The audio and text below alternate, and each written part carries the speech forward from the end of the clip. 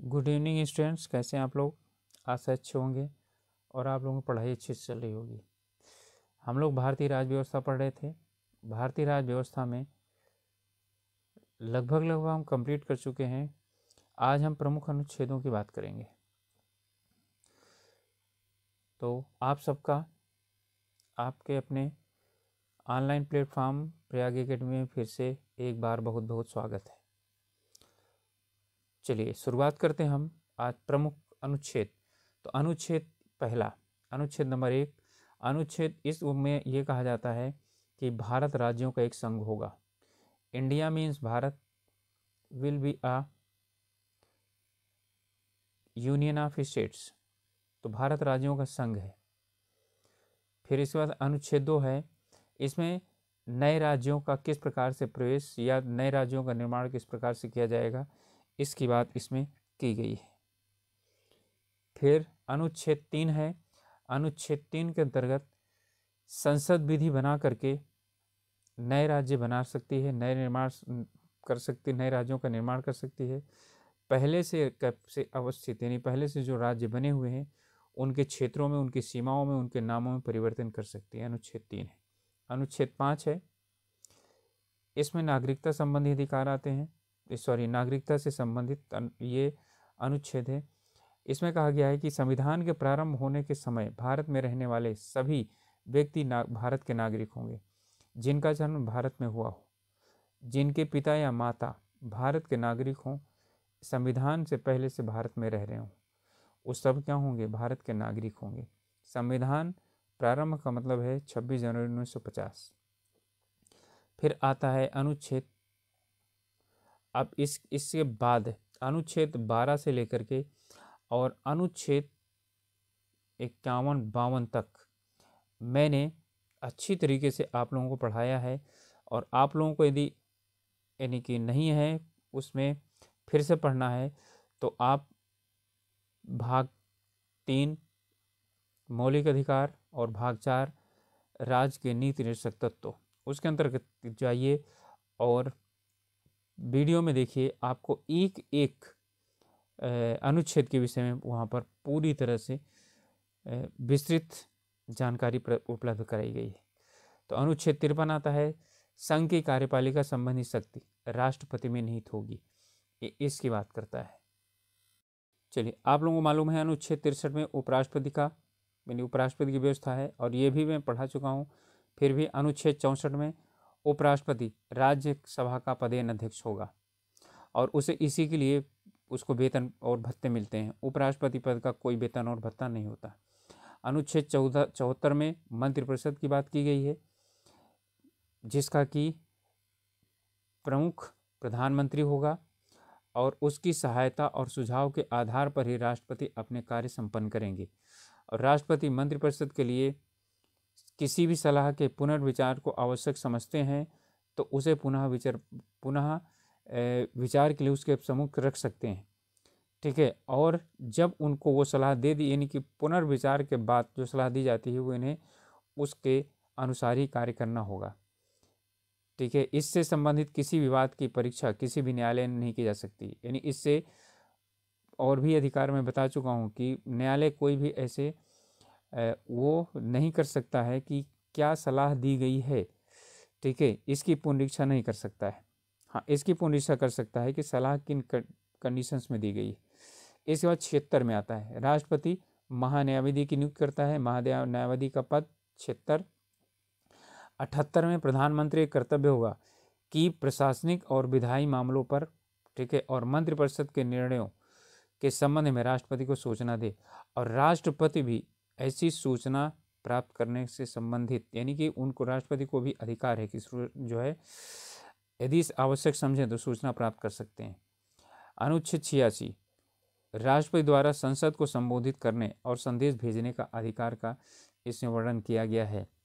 इसके बाद 86 के बाद आता है 89 में राज्यसभा के सभापति और उपसभापति के विषय में बात की गई है। 108 में किसी भी सामान्य विधेयक के संबंध में जब दोनों सदनों में गतिरोध उत्पन्न हो तो संयुक्त बैठक की व्यवस्था की गई है। 110 धन विधेयक को परिभाषित करता है। 111 दोनों सदनों से पारित होने के बाद विधेयक जब राष्ट्रपति के पास लाया जाता है तो वो हस्ताक्षर करके उसे कानून बनाते हैं। ठीक है, और ऐसे में उनकी शक्तियाँ और भी हैं कि वो अपनी सहमति दे सकें या उसे अस्वीकृत करें, और यह संदेश कि बिना संदेश के संसद को उस पर पुनर्विचार के लिए भेज सकता है। और यदि दोबारा विधेयक उसी प्रकार से संसद क्या करे, राष्ट्रपति के पास भेजे, तो वह उसे अस्वीकृत नहीं कर सकते हैं। 112 के अंतर्गत आता है कि प्रत्येक वित्तीय वर्ष में राष्ट्रपति द्वारा संसद के समक्ष बजट पेश करवाना 112 बजट से संबंधित है। कुल मिलाकर हम ये कह सकते हैं 123 संसद के अवकाश यानी सत्र नहीं चलने की स्थिति में राष्ट्रपति द्वारा अध्यादेश जारी करने के अधिकार से संबंधित है। 123 के अंतर्गत ठीक है राष्ट्रपति के अध्यादेश जारी करने की शक्ति है। 24 के अंतर्गत सर्वोच्च न्यायालय का गठन। 29 के अंतर्गत सर्वोच्च न्यायालय एक अभिलेखीय न्यायालय है। ठीक है। 148 नियंत्रक एवं महालेखा परीक्षक की नियुक्ति राष्ट्रपति के द्वारा की जाएगी, सीएजी की नियुक्ति। 163 अब राज्य में पहुंच चुके हैं हम। राज्यपाल के कार्यों में सहायता एवं सुझाव देने के लिए एक मंत्रिपरिषद होगी जिसका शीर्षस्थ अधिकारी मुख्यमंत्री होगा। राज्यपाल स्वविवेक संबंधी कार्यों में वह मंत्रिपरिषद के सुझाव के लिए बाध्य नहीं होगा और बाकी वो मंत्रिपरिषद के सुझाव से ही कार्य करेगा। फिर 169 राज्य में विधान परिषदों का गठन या उनकी समाप्ति विधानसभा द्वारा बहुमत से पारित प्रस्ताव तथा संसद द्वारा इसकी स्वीकृति से संभव है। 169 विधान परिषद जिन राज्यों में है या कोई राज्य गठित करना चाहता है, जैसे कि विधेयक पारित करके पश्चिम बंगाल सरकार ने संसद के पास स्वीकृति के लिए भेज रखा है। अनुच्छेद 200 राज्यों की विधायिका द्वारा पारित विधेयक राज्यपाल के समक्ष रखे जाएंगे। वह इस पर अपनी सम्मति दे सकता है या इसे अस्वीकृत कर सकता है। इस विधेयक को संदेश के साथ बिना संदेश के पुनर्विचार हेतु विधायिका के पास वापस दे सकता है। ठीक है। पुनर्विचार के बाद दोबारा यदि विधेयक आ जाने पर वह इसे अस्वीकृत नहीं कर सकता। इसके अतिरिक्त वह विधेयक को राष्ट्रपति के पास भेजने के लिए यानी अपने पास रख सकता है। ठीक है। 101 में राष्ट्रपति का विधेयक पर हस्ताक्षर करके कानून बनाने का अधिकार। 200 में राज्यपाल का। 213 विधायिका का सत्र नहीं चलने पर राज्यपाल अध्यादेश जारी कर सकता है। ठीक है। और इसी प्रकार की एक शक्ति किसके पास है? राष्ट्रपति के पास है। ठीक है। जब विधायिका संवेद में ना हो यानी संसद सत्र न चल रहा हो तो क्या चीज़ कर सकता है? राष्ट्रपति अध्यादेश जारी कर सकता है। वो इसमें से आप ठीक यानी कि 110 घटा दीजिए, 90 घटा दीजिए। ठीक है। तो आपको मिल जाएगा 123। तो 213 ये है और 123 में क्या है? ठीक है, आपको राष्ट्रपति का ये समान अधिकार प्राप्त होता है। फिर 214 इसमें है सर्वोच्च न्यायालय की बात। तो सभी राज्यों के लिए एक उच्च न्यायालय की व्यवस्था होगी और वहाँ है 124। 126 के अंतर्गत मूल अधिकारियों के प्रवर्तन के लिए उच्च न्यायालय लेख जारी कर सकता है, रिट जारी कर सकता है। ठीक है। तो यही सुप्रीम कोर्ट को अनुच्छेद 32 के अंतर्गत दिया गया है। फिर है 233 जिला न्यायाधीशों की नियुक्ति राज्यपाल द्वारा उच्च न्यायालय के परामर्श। जिला न्यायाधीशों की नियुक्ति राज्यपाल द्वारा उच्च न्यायालय के यानी परामर्श अर्थात उच्च न्यायालय के मुख्य न्यायाधीश के परामर्श से की जाएगी। इसके बाद आता है 235 उच्च न्यायालय का नियंत्रण अधीनस्थ न्यायालयों पर रहेगा। 239 केंद्र शासित प्रदेशों का प्रशासन राष्ट्रपति द्वारा होगा, यानी इसमें केंद्र शासित प्रदेशों का जो शासन है किस प्रकार चलेगा उसकी बात की जा रही है। यदि वह उचित समझे तो बगल के किसी राज्य के राज्यपाल को इसके प्रशासन का दायित्व सौंप सकता है या एक प्रशासक की नियुक्ति कर सकता है। 243 243 में पंचायत एवं नगर पालिका के गठन, संरचना, आरक्षण, शक्तियाँ, प्राधिकार, उत्तरदायित्व आदि से संबंधित प्रावधान है। ये भाग 9 में आता है, याद आ गया होगा आप लोगों को। 243 ये पंचायती राज के लिए समर्पित है, या हम कह सकते हैं स्थानीय स्वशासन के लिए समर्पित अनुच्छेद है।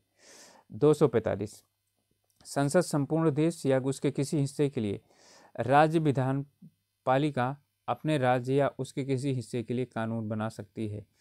ठीक है, 245।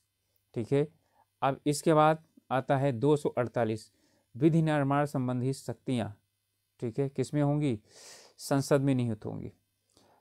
आप ध्यान दीजिएगा, 249 मैं पहले भी पढ़ा चुका हूँ। अनुच्छेद 249 के अंतर्गत राज्यसभा का ये क्या है, एक तरह समझ लीजिए कि 249 राज्यसभा का विशेष शक्ति है। राज्यसभा विशेष बहुमत द्वारा राज्य सूची के किसी भी विषय पर लोकसभा के लिए नहीं बल्कि संसद को 1 वर्ष के लिए कानून बनाने के लिए अधिकृत कर सकती है, यदि इससे राष्ट्रहित, ठीक है, संबंधित है। 262 अंतर्राज्यीय नदियों या नदी घाटियों के जल वितरण एवं नियंत्रण संबंधी विवादों के लिए संसद विधि द्वारा निर्णय कर सकती है। इसके अंतर्गत जो है नदी जल बंटवारे प्राधिकरणों का निर्माण हुआ है। 263 262 था, 263 है। केंद्र राज्य संबंधियों के विवादों का समाधान करने के लिए एवं परस्पर सहयोग के लिए क्षेत्रों के विकास के उद्देश्य के राष्ट्रपति के अंतर्राज्यीय परिषद की स्थापना करेगा। 263 अंतर्राज्यीय परिषद पढ़ा चुका हूँ मैं। अंतर्राज्यीय परिषद क्या होती है, गठन क्या होता है, और उसके जो सदस्य हैं वो कौन कौन होते हैं। फिर है 266 में भारतीय संचित निधि की बात आती है। इसमें सरकार के सभी मौद्रिक अवशिष्टियाँ एकत्र रहेंगी। विधि सम्मत प्रक्रिया के बिना इससे कोई भी राशि नहीं निकाली जा सकती, यानी संसद जब आदेश देगी तभी जो है इसमें से राशि निकाली जा सकती है। 267 संसद द्वारा एक आकस्मिक निधि, वहाँ पर संचित निधि है 267 में आकस्मिक निधि स्थापित की जाएगी, जिसमें आकस्मिकता उत्पन्न परिस्थितियों के लिए राशि एकत्र की जाएगी और आकस्मिक किसी भी कार्य के लिए इसमें से राशि निकाली जा सकती है। 275 के अंतर्गत आता है केंद्र द्वारा राज्यों को सहायक अनुदान दिया जाना। 280 पता ही है, 280 वित्त आयोग, यस, हर 5वें वर्ष में राष्ट्रपति वित्त आयोग की नियुक्त करेगा, जिसमें एक अध्यक्ष और 4 सदस्य होंगे। उपराष्ट्रपति के पास केंद्र एवं राज्यों के बीच करों के वितरण संबंधी सुझाव प्रस्तुत करेगा। अनुच्छेद 300 का याद है, ठीक है, एक मौलिक अधिकार था, ठीक है, वो मौलिक अधिकार वहाँ से हटा दिया गया और उसे 300 का में ही रखा गया है। ठीक है, कौन सा? संपत्ति संबंधी मौलिक अधिकार। तो राज्य किसी भी व्यक्ति को उसकी संपत्ति से वंचित नहीं करेगा।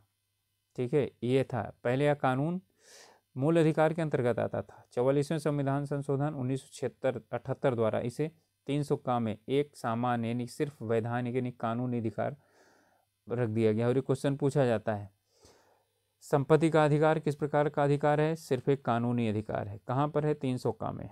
312 राज्यसभा विशेष बहुमत द्वारा नई अखिल भारतीय सेवाओं की स्थापना की अनुशंसा कर सकती है। ये भी राज्यसभा का विशेष अधिकार है। 249 और 312। 315 राज्यों, संघ एवं राज्यों के लिए एक लोक सेवा आयोग की स्थापना होगी। 315, ठीक है, इसी में ही अखिल भारतीय सेवाओं वगैरह का यानी की बात आती है। फिर है 324 चुनाव आयोग आ गया। चुनाव के पर्यवेक्षण, निर्देशन एवं नियंत्रण संबंधी समस्त शक्तियां चुनाव आयोग में निहित होंगी। 326 लोकसभा तथा विधानसभा चुनाव में एक यानी कि वैश्य मताधिकार पर होगा। ठीक है, 326 के अंतर्गत, जिसमें वैश्य मताधिकार आयु 18 वर्ष कर दी गई है। ठीक है, आप ध्यान समझिएगा, बहुत ही महत्वपूर्ण अनुच्छेद हैं। 330 लोकसभा में अनुसूचित जातियों एवं जनजातियों के लिए आरक्षण। 330। 331 आंग्ल भारतीय समुदाय के लोगों को राष्ट्रपति लोकसभा में मनोनयन। यदि वह उचित समझे तो। अब समाप्त कर दिया गया है 331, निःसरित कर दिया गया है 332, अनुसूचित जातियों एवं जनजातियों का विधानसभाओं में आरक्षण 330 में लोकसभा में और 332 में विधानसभाओं में। 333 आंग्ल भाषी समुदाय के लोग विधानसभाओं में मनोनयन, इसे भी क्या कर दिया गया है, समाप्त कर दिया गया है। इसके बाद है 335 अनुसूचित जातियों जनजातियों एवं पिछड़े वर्गों के लिए विभिन्न सेवाओं में आरक्षण का प्रावधान 35 में। 335 338 राष्ट्रीय अनुसूचित जाति आयोग 338 का याद रखिए, पहले सिर्फ राष्ट्रीय अनुसूचित जाति और अनुसूचित जनजाति आयोग एक ही था, अब अलग अलग कर दिया 338 और 338 का। तो 338 का में राष्ट्रीय अनुसूचित जनजाति आयोग। 340 पिछड़े वर्ग की दशाओं के लिए एक आयोग की नियुक्ति, जिसे हम बोलते हैं पिछड़ा वर्ग आयोग। 343 संघ का की आधारिक भाषा 343 या समझिएगा, संघ की आधिकारिक भाषा देवनागरी लिपि में लिखी गई हिंदी होगी, तो हिंदी राजभाषा यानी आधिकारिक भाषा 343। 347 यदि किसी राज्य में पर्याप्त संख्या के लोग किसी भाषा को बोलते हों और उनकी आकांक्षाएं हों तो उनके द्वारा बोली जाने वाली भाषा को मान्यता दी जाए, इसकी अनुमति राष्ट्रपति दे सकता है। ठीक है, और यही कारण है सभी राज्यों की अलग अलग क्या चीज़ हो गई हैं, कई 22 भाषाएं हैं आज। ठीक है, संविधान में उल्लिखित। फिर है 351 संघ का कर्तव्य होगा कि वह हिंदी भाषा के प्रचार एवं उत्थान करे ताकि वह भारत की मिश्रित संस्कृति के सभी अंगों के लिए अभिव्यक्ति का माध्यम बन सके। ठीक है, चलिए यहाँ तक तो अब आपका समाप्त हो गया किस चीज़ का, भाषा। ठीक है, कहाँ से 343 से लेकर के 351 तक। अब शुरुआत होता है राष्ट्रपति के कौन से आपातकालीन अधिकार। 352 राष्ट्रपति द्वारा आपातकाल की स्थिति घोषणा यदि वह समझता हो, यानी जिसे आप राष्ट्रीय आपात बोलते हैं, भारत या उसके किसी भाग की सुरक्षा युद्ध, बाह्य आक्रमण या सैन्य विद्रोह के फलस्वरूप खतरे में है। 355 में आता है बाह्य आक्रमण और आंतरिक अशांति से राज्य की रक्षा करने का संघ का कर्तव्य। 356 किसी राज्य के राज्यपाल द्वारा राष्ट्रपति को रिपोर्ट दी जाए कि संवैधानिक तंत्र विफल हो गया है तो वहां पर राष्ट्रपति शासन लागू किया जा सकता है। 360 के अंतर्गत आता है कि यदि राष्ट्रपति ये समझता है कि भारत या इसके किसी भाग की वित्तीय स्थिरता या साख को खतरा है तो वह वित्तीय आपातकाल की घोषणा कर सकता है। ठीक है, तो ये आपातकाल था। अब 365 यदि कोई राज्य केंद्र द्वारा भेजे गए किसी कार्यकारी निर्देश का पालन करने में असफल रहता है तो राष्ट्रपति द्वारा यह समझा जाना विधि सम्मत होगा कि उस राज्य में संविधान तंत्र के अनुरूप शासन नहीं चल रहा है और वहां पर राष्ट्रपति शासन लागू किया जा सकता है। ध्यान दीजिए 365 में भी है। ठीक है, फिर 368 संसद को संविधान के किसी विभाग में संशोधन करने का अधिकार। ठीक है, तो 368 संविधान संशोधन 3 प्रकार से किए जाते हैं। 368 ठीक है। 370 जम्मू कश्मीर की विशेष स्थिति जो अब समाप्त कर दी गई है। 371 पूर्वोत्तर राज्यों से संबंधित या कुछ विशेष राज्यों से संबंधित इनमें राष्ट्रपति बोर्ड गठित करेगा। इनमें महाराष्ट्र, गुजरात, नागालैंड, मणिपुर आदि आते हैं। 394 ठीक है, इसके अंतर्गत आता है राष्ट्रपति अपने अधिकार के अंतर्गत इस संविधान का हिंदी भाषा में अनुवाद कराएगा। 394 बोलता है कि इस संविधान का राष्ट्रपति हिंदी भाषा में अनुवाद कराएंगे। तो हिंदी भाषा में अनुवाद 394 का। 395 जो अंतिम अनुच्छेद है, भारतीय संविधान अधिनियम 1947, भारत सरकार अधिनियम, भारतीय स्वतंत्रता अधिनियम 1947, भारत सरकार अधिनियम 1953 तथा इसके अन्य पूरक अधिनियमों को 53 नहीं होना चाहिए, 35 होना चाहिए। ठीक है, जिसमें प्रीवी काउंसिल क्षेत्राधिकार अधिनियम शामिल नहीं है, यहाँ पर सभी रद्द किए जाते हैं। यानी 395 कह रहा है कि सभी जो कांग्रेस ब्रिटिश सरकार द्वारा प्रेषित किए गए जितने भी अधिनियम हैं, ठीक है, वो सब क्या होते हैं, अब रद्द समझे जाएंगे। आज से सिर्फ और सिर्फ एक ही अधिनियम चलेगा और वह है भारत का संविधान। ठीक है, तो स्टूडेंट्स अब मैं समझता हूँ कि आप लोगों को ये प्रमुख जो अनुच्छेद हैं वो समझ में आगे होंगे। और अब इसके बाद अगला हमारा चरण होगा कि हम समझेंगे कि प्रमुख संविधान संशोधन कौन कौन से हैं। ठीक है, तो उन्हें पढ़ेंगे। तब तक आप लोग अपना ध्यान रखिए, अपनी पढ़ाई अच्छी तरह से कीजिए। मिलते हैं नेक्स्ट वीडियो में। Okay, God bless you.